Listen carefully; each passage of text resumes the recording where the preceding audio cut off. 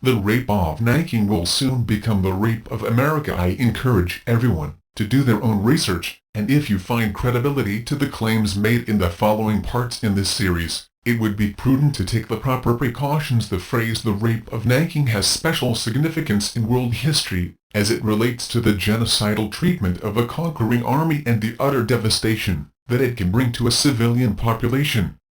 If you are unfamiliar with this historical event, you may wish to review these tragic events in order to see why so many are concerned about our immediate future as a nation. After familiarizing oneself with this tragic event, most of us will take an entirely new and sober view of the existence of Russian troops on American soil and the dangers we all face as a result. Truth is stranger than fiction. There can be no doubt that the two Hunger Games movies, Hunger Games and Catching Fire, strongly represent the principles of the Agenda 21 beast, which is overtaking our country. So too, the hot new movie in Hollywood, Jack Ryan, Shadow Recruit, eerily parallels real life, as a young covert CIA analyst uncovers a Russian plot to crash the United States economy with a false flag terrorist attack. I do, however, want to make one distinction. The coming Russian-led takedown of this country is not a case of Russia versus America. Rather, Putin and Obama are working for the same side. It is the side that JFK called the gnomes of Zurich. I call them the bastards from Basel. Upon his many appearances on my show, Pastor Lindsey Williams has often stated that it is an unwritten rule that the globalists must somehow publicly declare their intentions prior to executing a plan which could result in a massive loss of life. It is very possible that this new movie, based upon the late Tom Clancy's final novel, is the manifestation of this dictate. Further, Clancy died under very mysterious circumstances. Did he get too close to the truth regarding the Russians and the possible false flag event? Andrew Breitbart, Michael Hastings, and Tom Clancy, all were writers who got too close to the truth and paid the ultimate price for their journalistic trespasses. Prima facie evidence: there are three groups of people who are not in the George Carlin declared club. The first group consists of people who are fully awake and are calling attention to the dangers being posed by the criminal enterprise that we call the Obama administration. The second group are Americans who understand that something is desperately wrong but are unclear as to the details.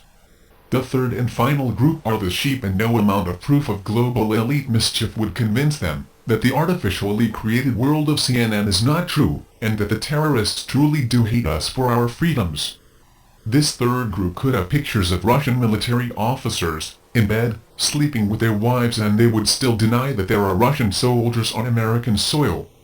After publishing my last article, in which I presented prima facie evidence that this administration is in bed with the Russians by revealing the public existence of government documents such as the U.S.-Russia Bilateral Presidential Commission Working Group on Emergency Situations, as well identifying the fact that this agreement called for the importation of at least 15,000 Russian soldiers to train with FEMA for disaster preparedness. Ray Charles could have seen that this agreement was a smokescreen for more nefarious Russian military activity on American soil. For example, since when does America need 15,000 Russian troops to replace the National Guard with regard to a disaster response? Why would it be necessary to bring in Russian troops for some disaster planning all the way from Russia for some undefined emergency? And, as I have reported before, why is DHS taking control of the various state-run National Guard units? This activity is a massive, well-coordinated extra-governmental organization formed under the Obama administration, which represents only one of almost 24 similar working groups bringing together top the United States and Russian officials for the purpose of creating a massive false flag operation. In a quick recap, my last article identified the existence of government documents from this bilateral agreement, in which it is stated that FEMA and the Russian military are cooperating on a number of fronts, including the enforcement of the rule of law according to previously referenced the United States State Department documents. Enforcing the rule of law can only mean one thing: Russians and FEMA personnel, under the auspices of DHS, will be enforcing the coming martial law. In the previous article, visual proof of the existence of Russian troops training in DHS vehicles was provided. Obama does not need Russian soldiers to write parking tickets. They are here to enforce martial law.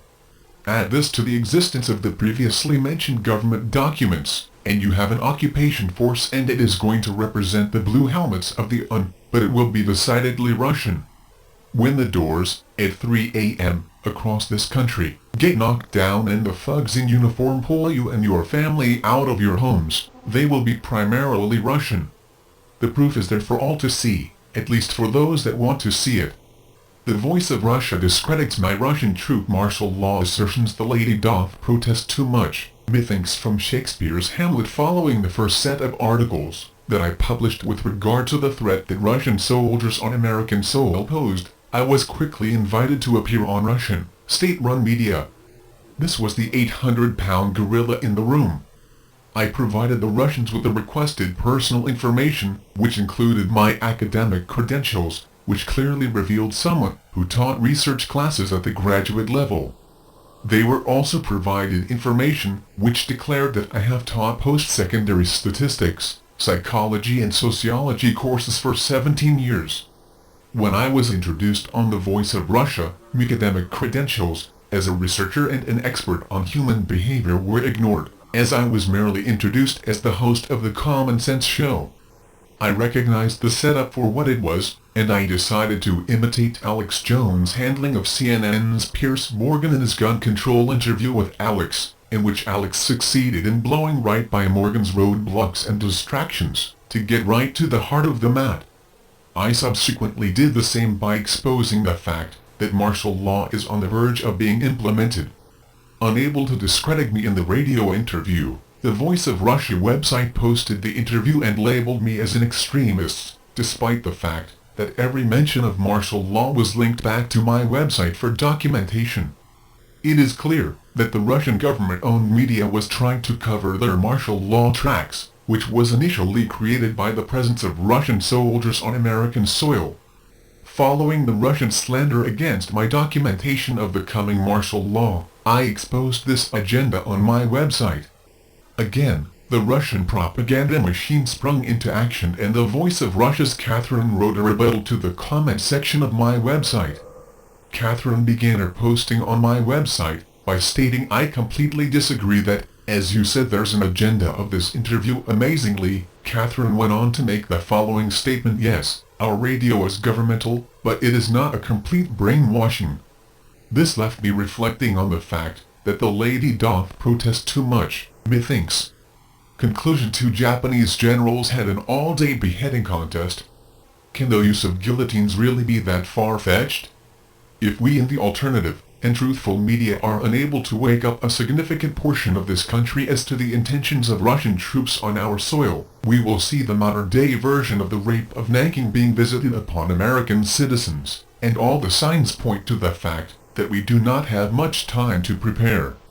Since publishing yesterday's article, I have received a half-dozen emails detailing eyewitness accounts of Russian soldiers in Gatlinburg, TN, Colorado Springs, Company, Ventura, KA, and Ketchikan, AK.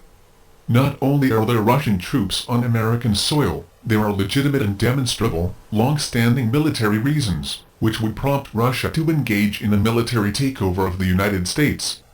However, please keep in mind that this takeover is being orchestrated by the bankers. Also, the next and last part in the series will clearly demonstrate that Obama and Putin work for the same interests. Obama has deliberately left the back door of this country open to an external invasion. This will be the topic of my last article in this series. I encourage everyone to do their own research, and if you find credibility to the claims made in the following parts in this series, it would be prudent to take the proper precautions.